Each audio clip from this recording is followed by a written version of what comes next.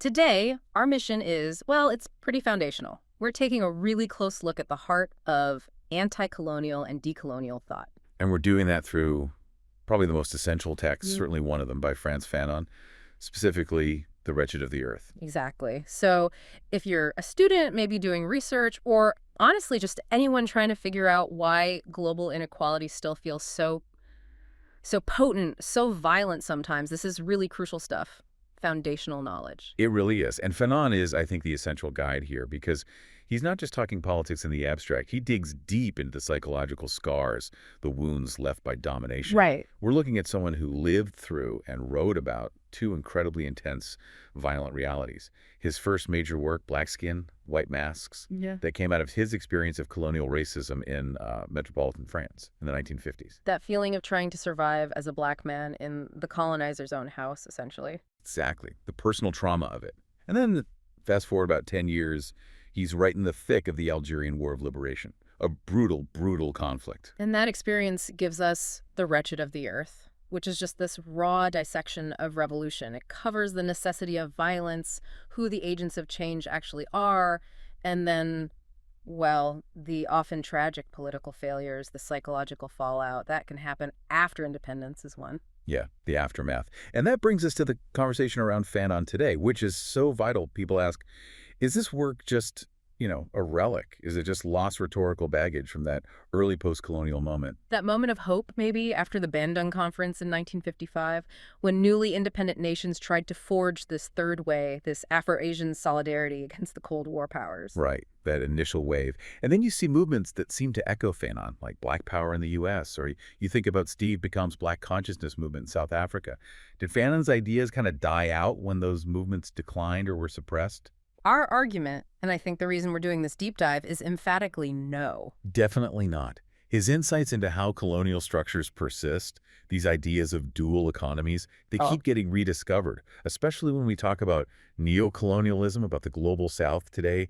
His work feels incredibly relevant. It's that enduring quality, isn't it? He forces us to question the absolute deepest structures. Power, personality, the whole thing. It's introspection and a call to action all at once, which makes it fitting, I think, to start where he kind of left off with that unfinished prayer, that dedication at the end of Black Skin, White Masks. Oh, my body, make of me always a man who questions. Exactly. And that's what we aim to do today, to question. Okay, so let's jump right in. Fanon lays out the physical structure of the colonial world. He insists, right from the start, it's fundamentally segregated. A compartmentalized world, he calls it. Yeah, divided in two. And he uses this striking phrase, it follows a purely Aristotelian logic of mutual exclusion. Okay, invoking Aristotle, what's the significance there? What does he mean by that specifically? Well, it's a really key philosophical anchor for him.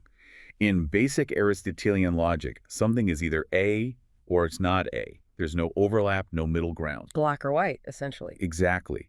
And Fanon applies that directly to the colonial city. You have the colonist sector and you have the colonized sector. And crucially, he says, there is no conciliation possible between them. They aren't just different. They're entirely non-complementary, separated by this total moral and physical wall. So it's unlike, say, a developed capitalist society where you might have institutions, courts, schools, maybe even, moral sermons from the church that try to smooth over the edges of class difference or mask the oppression. Right. They try to create some kind of shared narrative, however thin. But in the colonial world, Fanon says that border is brutally obvious. It's physical. What marks that border then? It's the barracks. The police station. It's the immediate, visible presence of military force. In this world, the official agent of the state, the one who speaks for the colonizer, isn't some civil servant or teacher. It's the soldier, the policeman. The rifle butt and the baton. That's the language. It's a language of pure violence, as he puts it. The system doesn't need complex ideology or institutions to maintain order when it has direct, unmasked force. Domination is its everyday message. And this physical separation, it creates this incredibly stark material contrast that just dictates everything about life. Oh, absolutely. I mean, you look at the colonist sector, Fanon describes it vividly. It's built to last, right? Stone and steel, solid buildings. Permanent stability. Exactly. It's brightly lit. The roads are paved. Yeah. And he has this really telling detail about the trash cans that are always overflowing, full of strange and wonderful garbage, things the colonized can only dream of. It's the sated, sluggish sector. A sector of white folks, he says, protected by their solid shoes. He notes you never actually see their feet. Yeah, it's symbolic, isn't it? That insulation from the ground, from the raw reality that the colonized live every single moment. They're completely detached. And then the contrast with the colonized sector, the native quarter, the shanty town, the Medina, the Bidonville. It couldn't be more extreme. No, it's absolute opposition. He calls it a disreputable place inhabited by disreputable people. It's defined entirely by lack. Lack of space, people literally piled on top of each other. That's shacks. Lack of light, lack of basic sanitation, and above all, hunger. It's famished, he says, hungry for everything. Bread, meat, shoes, coal, light. It's the prostrate sector, the kneeling town.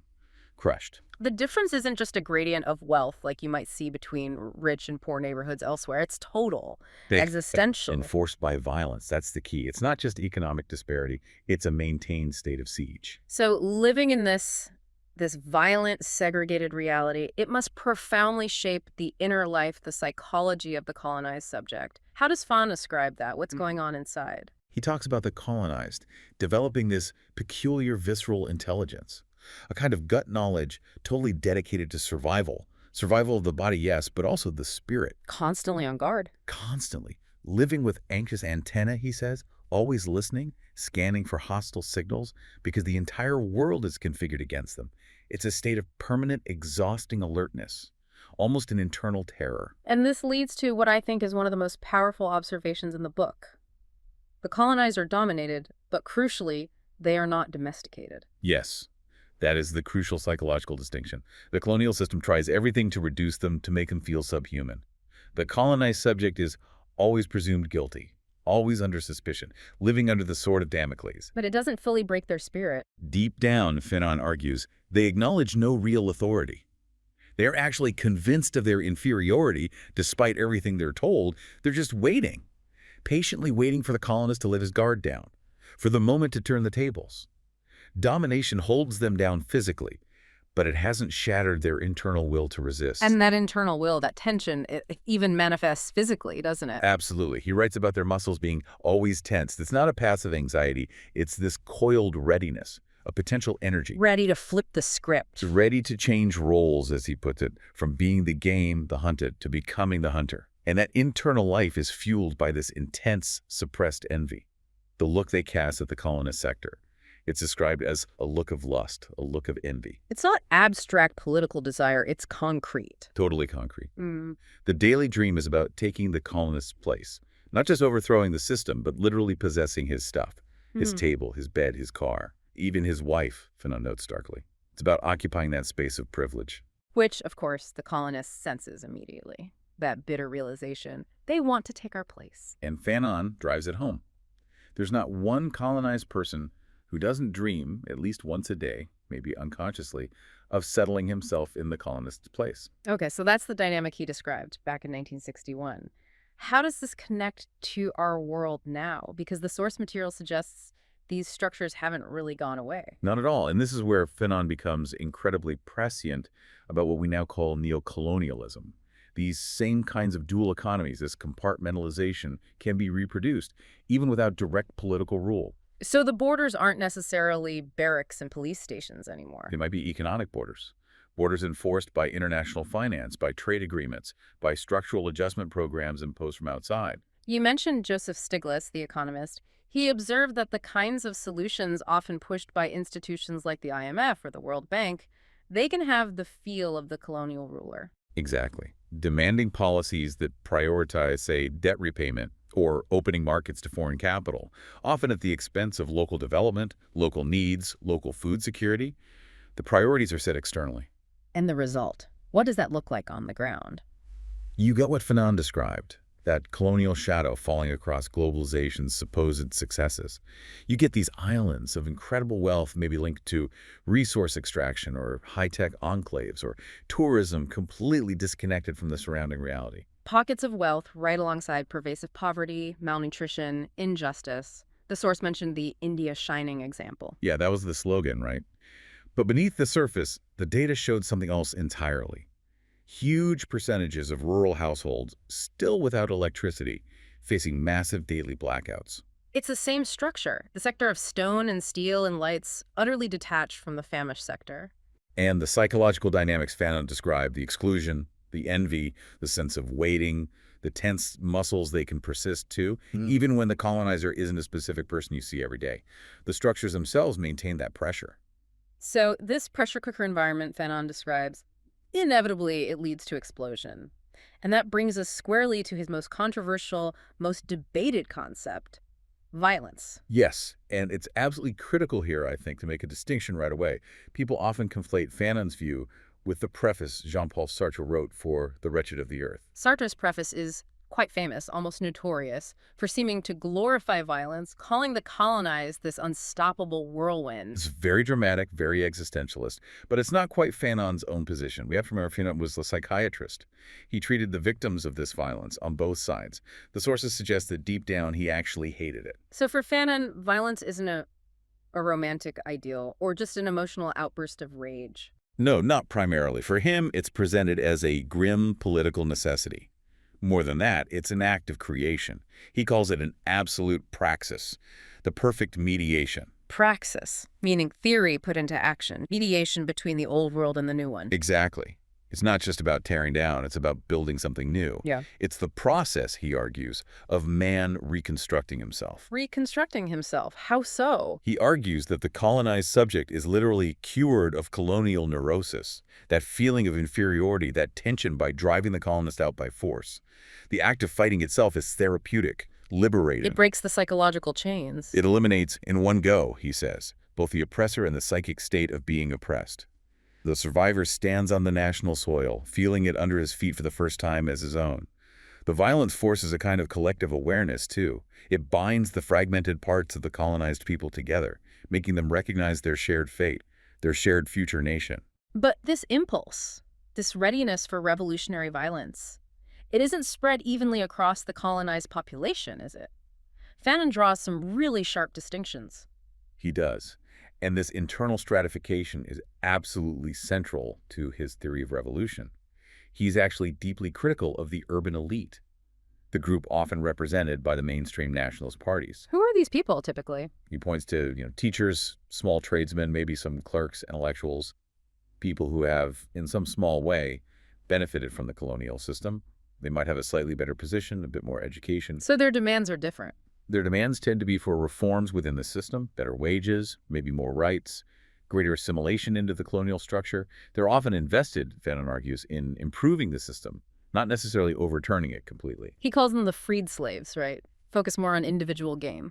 Yes, and they often use the threat of mass uprising as a bargaining chip with the colonizers. They might talk about the people's power, but they rarely actually go down and mobilize the masses directly.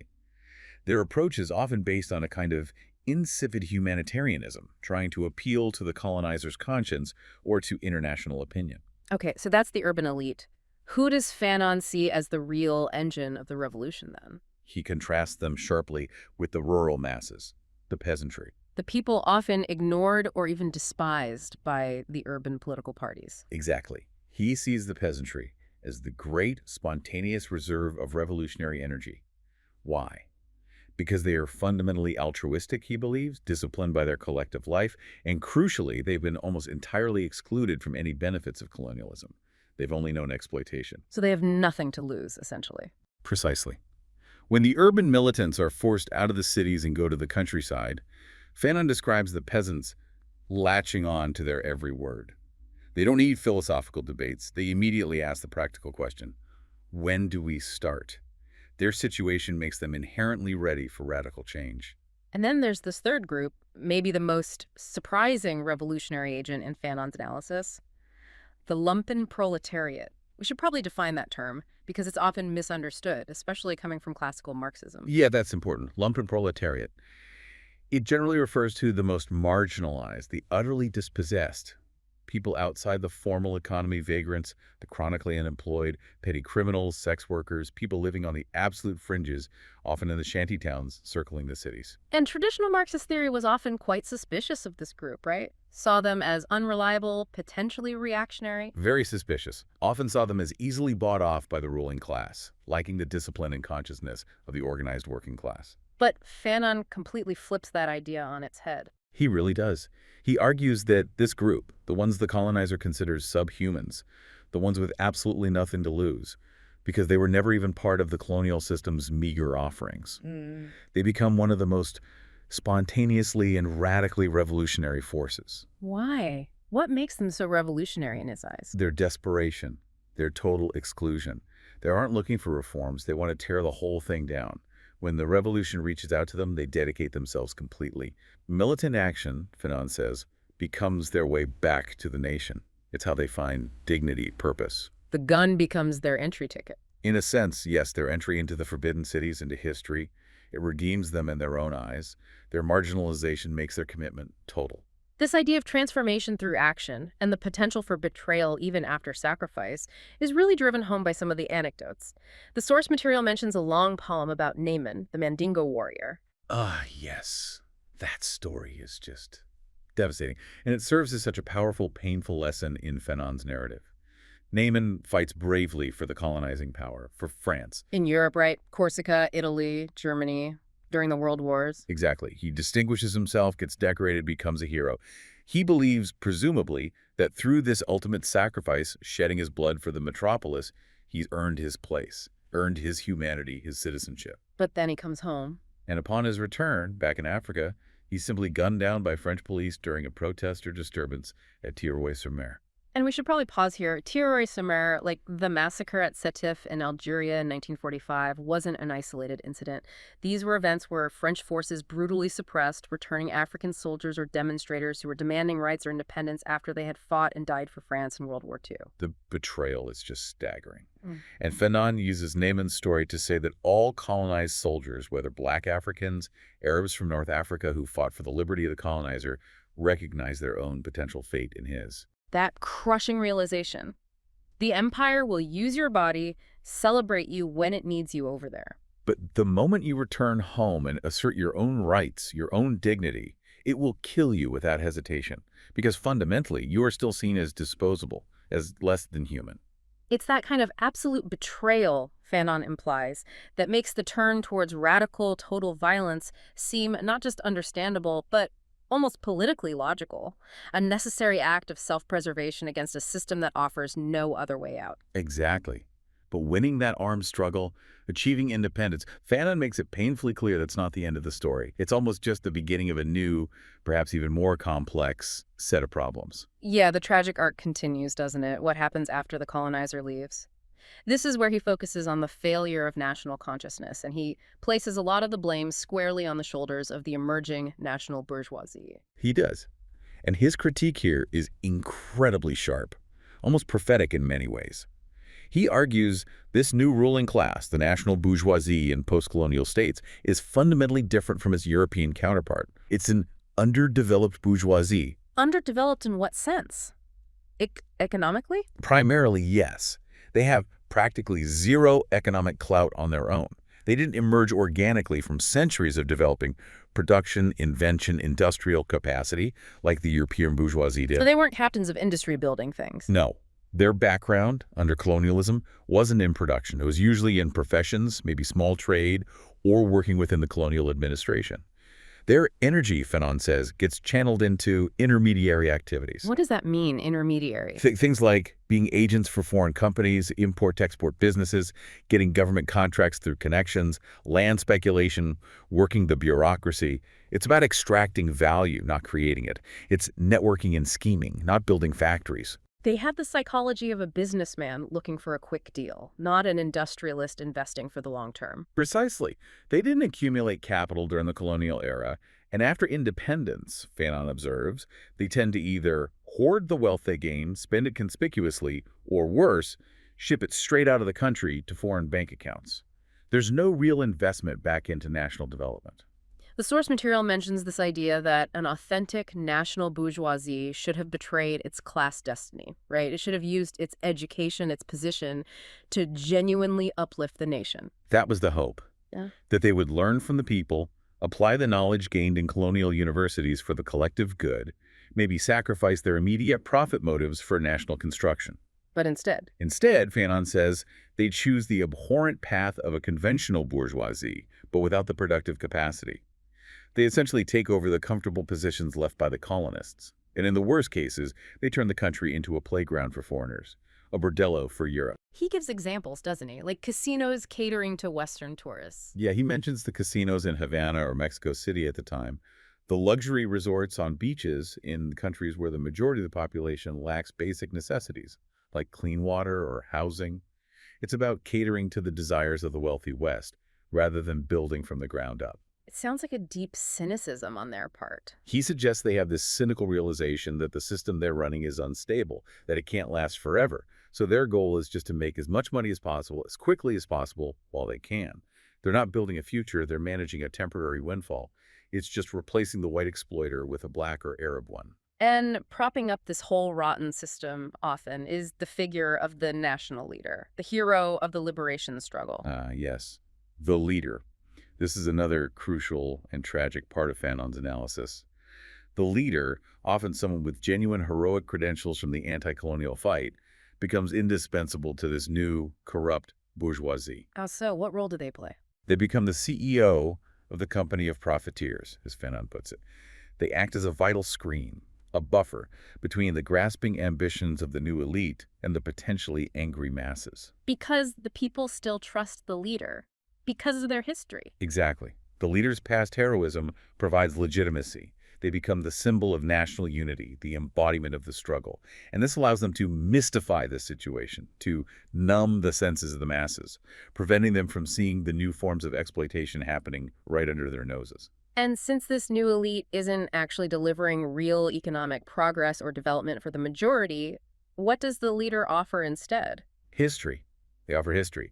Fanon says they are incapable of providing substance, so they repeatedly turn out the story of independence. They constantly recount the glorious battles, the sacrifices made, the victory won. To keep people focused on the past. To lull them to sleep, in Fanon's words.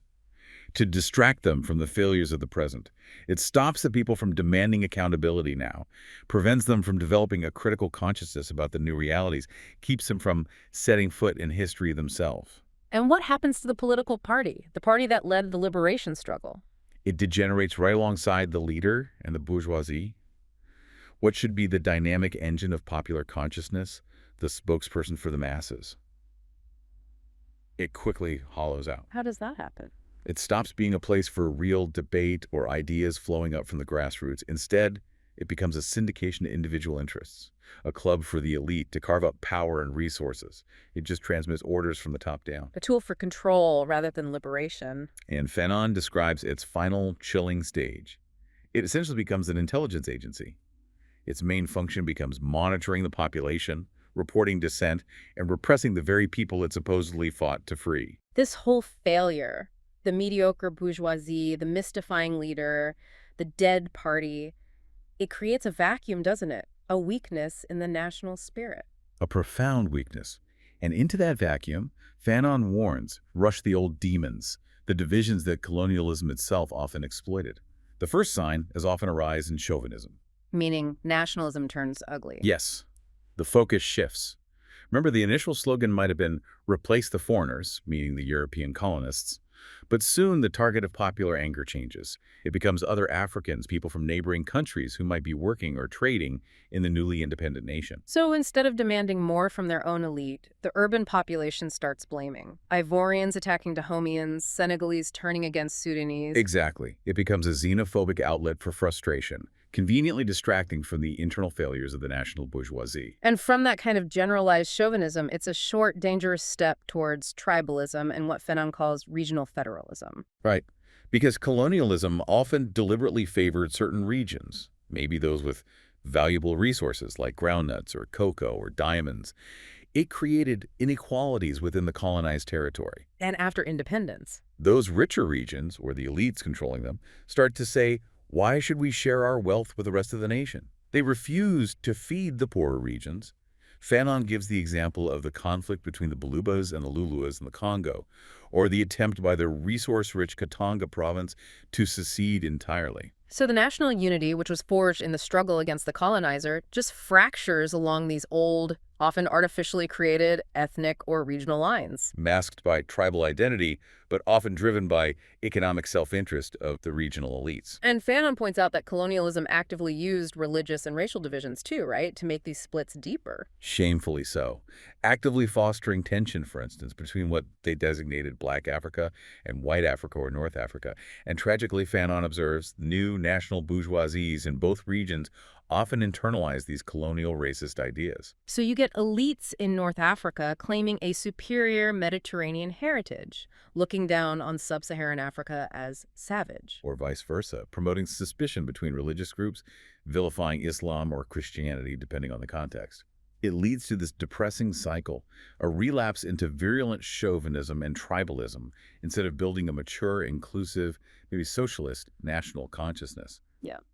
The failure is profound. Okay, so faced with this post-independence disillusionment, this failure of the national bourgeoisie, Fanon argues that the revolution needs to continue, but on a different level. It needs to be a revolution of the mind, a decolonization of culture itself. Absolutely. He turns his attention to the role of the intellectual, the writer, the artist, in forging a genuine national culture, one that isn't just imitating the colonizer or stuck in the past. And he outlines these three phases that the colonized intellectual often goes through. What are they? The first phase he identifies is assimilation. This is where the intellectual tries desperately to prove they've mastered the colonizer's culture. They write poetry like the French Parnassians or paint like the Surrealists. They're essentially seeking validation from the metropolis, trying to show they can be just as good as the European. Trying to be accepted on the colonizer's terms. Exactly. But then comes the second phase. Their convictions get shaken, maybe by the realities of racism or the stirrings of nationalism. They reject the borrowed culture of the metropole and turn inward, looking for inspiration in their own past. This is the memory phase. Yes, they start digging up old legends, ancient epics, traditional forms. But Fanon notes this phase is often filled with anxiety and even self-loathing, because they're often reinterpreting this past using aesthetic tools still borrowed from the West. And they feel disconnected. They aren't really part of the living culture of the people. They feel inauthentic. Which leads to the third phase, the combat stage. This is the crucial turning point. The intellectual stops just observing or remembering and commits to the liberation struggle. They go to the people, try to immerse themselves in the people's fight, and in doing so, they transform. They stop being just commentators and become, as Fanon puts it, galvanizers. Their writing changes. Completely. It becomes literature for the struggle. It aims to awaken consciousness, to mobilize, to reflect the hopes and anger and process of the revolution itself. This, for Fanon, is where authentic national culture is actually born during the fight. So it's not about digging up dusty traditions or folklore? No, he's very clear on this. True national culture isn't a static collection of mummified fragments, as he calls folklore, when it's treated that way. It's not an inventory of the past. It's the collective thought process of a people in action. It's dynamic, it's messy, it's being created and contested in the heat of the struggle. The intellectual who just focuses on folklore, Fanon says, is out of sync with the people who are actually making history now. Right. And this dynamic national focus also explains why, for Fanon, broader cultural movements like Pan-Africanism or negritude, while important, eventually hit a certain limit. Why is that? Because, he argues, every culture is first and foremost national. While there's solidarity, the concrete realities, and thus the cultural expression needed to address them, differ from place to place. The sources use the example of Black Americans, right? Even while embracing a global Black identity, they realized their fight was different. Exactly. Their objective problems, fighting Jim Crow, segregation, demanding civil rights within the U.S. system via things like the Freedom Rides, were fundamentally different from the objective problems of, say, Algerians fighting a war of independence against a foreign occupier. So the culture needed for each struggle had to be specific, rooted in that national context. It proves his point, really. A nation truly exists and finds its culture not just through shared heritage, but in the people's struggle against the forces of occupation. It needs that specific political definition rooted in shared action. Okay, now let's shift to perhaps the most harrowing part of Fanon's analysis in The Wretched of the Earth, the psychiatric case studies. This is where he uses his clinical experience to show the devastating mental toll of colonialism. on everyone involved. Yes, Oh, yeah. it's incredibly powerful and deeply disturbing. But before we get to his findings, we have to understand the official psychiatric theories he was fighting against. The colonial mindset wasn't just political. It had its own scientific justifications for racism, You mean the official colonial psychiatry? particularly the School of Algiers, led by figures like Professor Porot. Their official line, taught in universities, was utterly horrifying by today's standards. They essentially defined the North African, the Algerian, as a primitive being. Primitive biologically. Yes, they argued, quite seriously, that the North African's life was dominated by the lower parts of the brain, the diencephalon, responsible for basic drives and instincts. They claimed he was virtually deprived of a developed cortex, the part responsible for reason, analysis, complex thought. So, literally arguing that the colonized were biologically less evolved, less capable of higher reasoning than Europeans. Precisely. It was scientific racism dressed up as clinical observation. And they drew conclusions from this theory. They claimed it explained why North Africans were supposedly inherently criminal, prone to impulsive violence, incapable of complex planning. They even invented diagnoses like homicidal melancholia, suggesting that when an Algerian got depressed, unlike a civilized European who might become introspective or suicidal, the Algerian's primitive nature made him lash out and kill others. Just appalling. And weren't there international figures backing this up? Sadly, yes. The sources mention Dr. Carruthers, associated with the World Health Organization, who wrote that the average African uses his frontal lobes very little, and actually compared a psychologically normal African to a lobotomized European. It's hard to even comprehend that thinking now. It is. And Fanon, as a psychiatrist working within this system, saw firsthand how these racist theories were used to justify oppression and deny the humanity of the colonized. But his own clinical work systematically dismantled these myths. How did he do that? What did he observe? One key observation was about crime rates. The colonial authorities often pointed to high rates of violence within the Algerian community, fights, feuds, sometimes over seemingly trivial matters, as proof of their inherent impulsiveness. The closed circle of native violence. But Fanon saw something different after the revolution started in 1954. He noticed that this kind of Algerian-on-Algerian violence dramatically decreased. Why? Not because their brains suddenly changed, but because their consciousness shifted.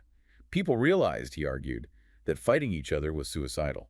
Their aggression, their anger became rationally focused and channeled against the real source of their oppression, the colonial system.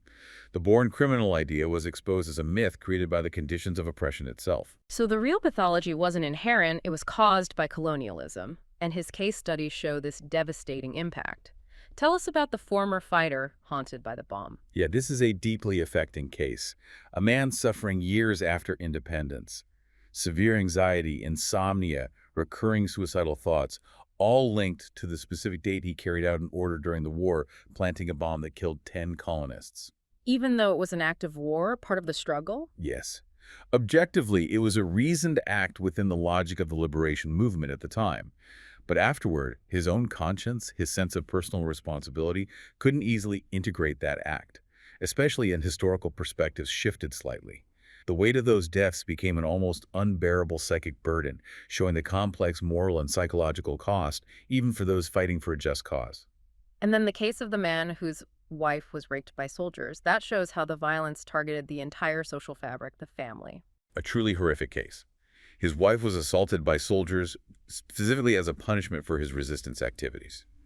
Afterward, he falls into a deep depression, becomes impotent, and most terrifyingly, he develops this compulsion related to his young daughter, feeling she's somehow rotten, wanting to destroy her picture.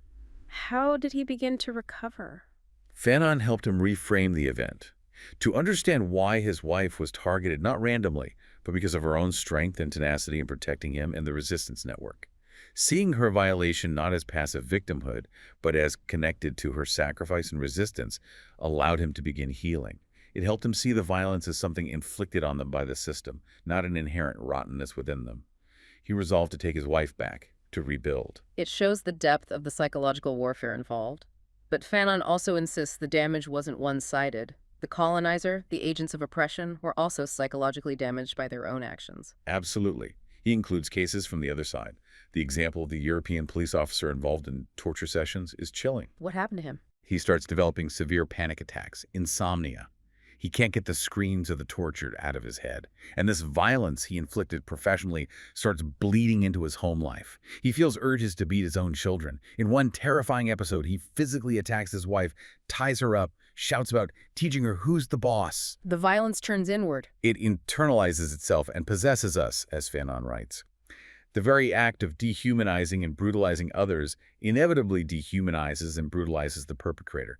It leads to the moral and psychological disintegration of the oppressors themselves. The darkness of colonialism doesn't just stay in the colony, it infects the metropole, consumes the center from within. And this realization that colonialism creates this total pathology, political, economic, psychological, for everyone involved, it leads Fanon to his final, incredibly radical call to action in the conclusion of The Wretched of the Earth. This is the famous anti-Europe imperative, right? The call to turn away from the European model completely. Yes. He argues that Europe, with its history of conquest, exploitation, and now teetering between, nuclear annihilation and spiritual emptiness, has gained such a mad and reckless momentum that it's heading towards a precipice. Its whole civilization, he says, was built on dominating and silencing most of humanity in the name of some spiritual adventure. An adventure whose achievements, the wealth, the opulence, are fundamentally built on the exploitation of the Third World. Europe's richness is a sham, he argues, because its humanity has been shown only towards fellow Europeans while being utterly miserly toward man in general. So the goal for the newly independent nations for the Third World cannot be to simply ape Europe. Not to try and become a third Europe or just catch up on Europe's terms. Definitely not. That would be repeating the same mistakes, adopting the same inhumanity. So if that's not the goal, what is the true goal, according to Fanon? What should the mission be? The mission, he declares passionately, is to start over a new history of man.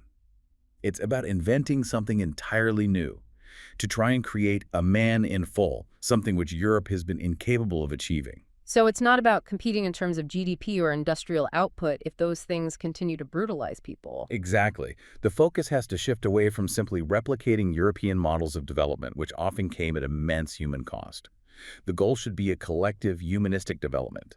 It's about walking in the company of man, every man, night and day for all times, a truly universal humanism. And this new humanism, for Fanon, is directly linked to global economic justice, isn't it? He's quite explicit about wealth redistribution. Incredibly explicit.